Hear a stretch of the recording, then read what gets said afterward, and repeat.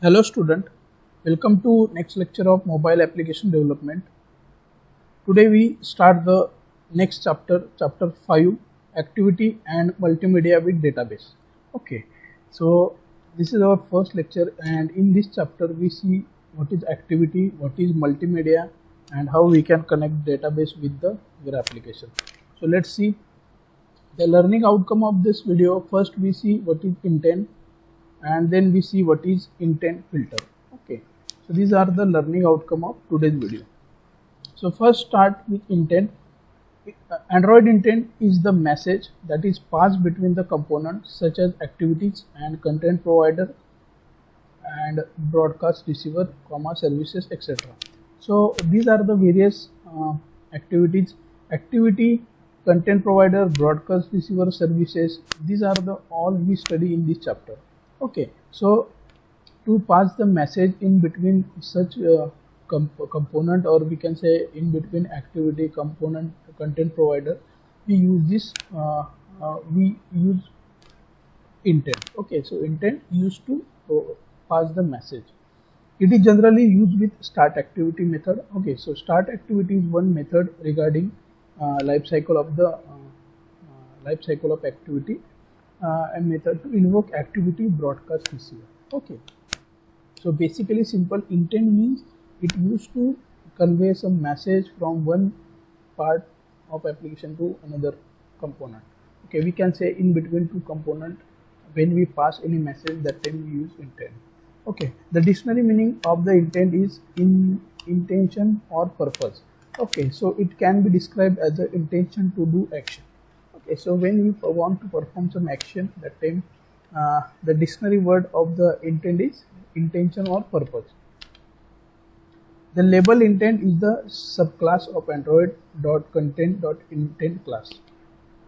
Okay, then in Android, intents are mainly used to. Okay, so then now we see what is use. Use क्या है intent का?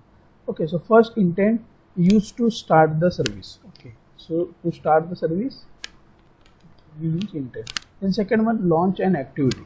When we launch any activity, that time intent is important. After intent, this is performed. Okay, third one, display a web page. Next one, display a list of contacts. Then broadcast message, dial a phone call. Okay, so these are the various activities, and the intent is responsible for such activities. Okay, next one, there are two types of intent: implicit intent and explicit intent. Okay, so simple in basic word, intent means when we it is when we start the event. Okay, just example in Java, in advanced Java, we see when we click on button, that time some activity is performed and some background process is done. Okay, if I enter username and password, and when I click on login button, that time it check the username and combination of username and password.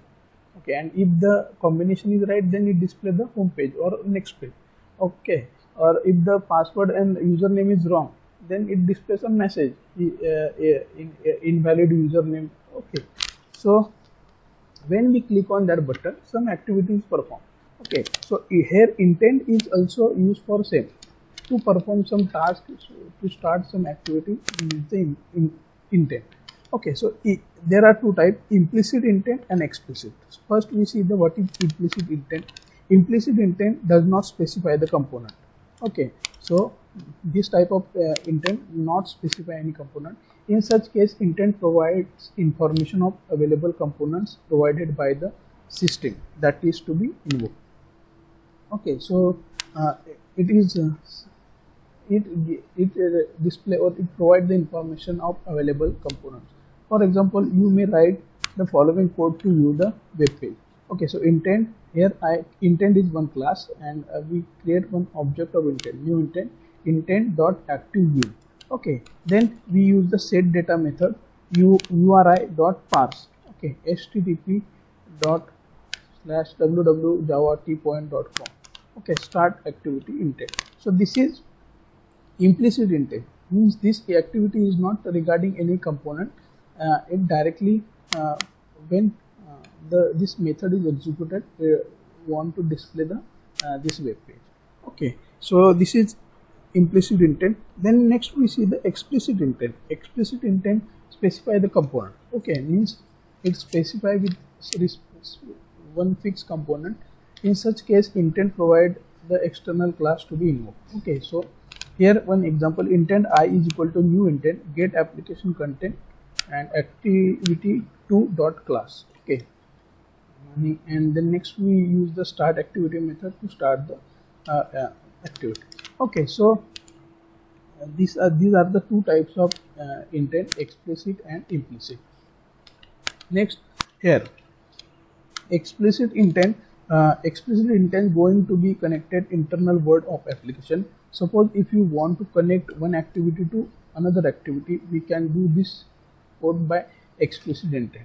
Below image is connecting first activity to second activity by the clicking button. Okay, so this is simple example. This is first activity, and what is activity that we see in this chapter in next lecture. Okay, activity, this is first activity and this is second activity.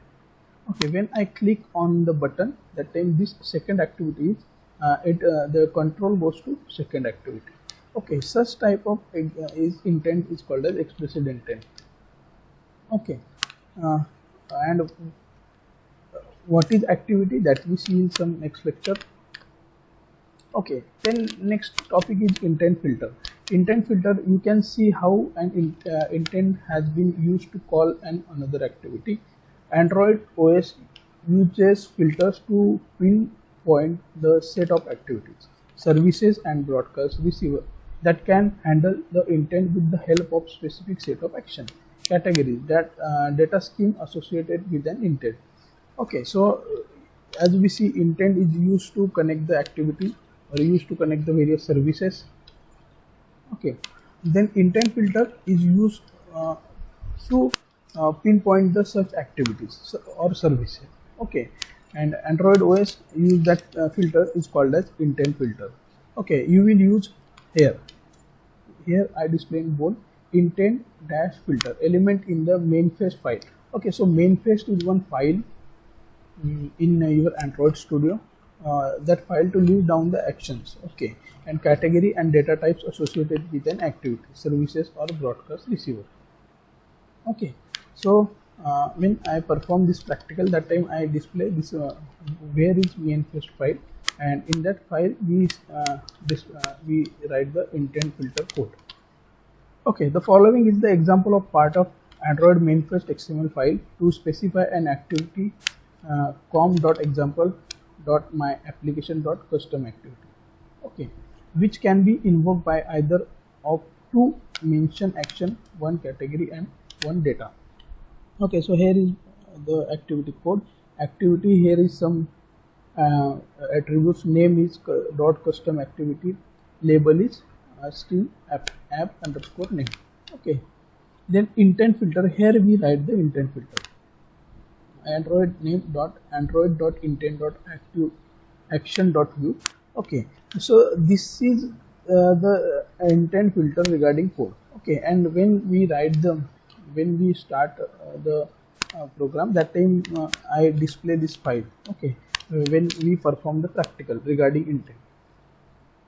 Okay, so next is once this activity is defined along with above mentioned filter, other activity will be able to invoke this activity using either android.intent.action.view or using the com.example.myapplication.launch action, provided their category is android.intent.category.default. Okay, the data element specify the data type expected by the activity to be called, and for above example, our custom activity expect the data to start with http // Okay, so in implicit there is no component, and in explicit we specify the component. There may be a situation that an intent can be passed through the filter of more than one activity or services. The user may be asked which component to activate. An exception is raised if no target can be found. Okay, so this is regarding intent and intent filter. Okay, and in next lecture we see what is activity and what is activity cycle. Okay, so thank you.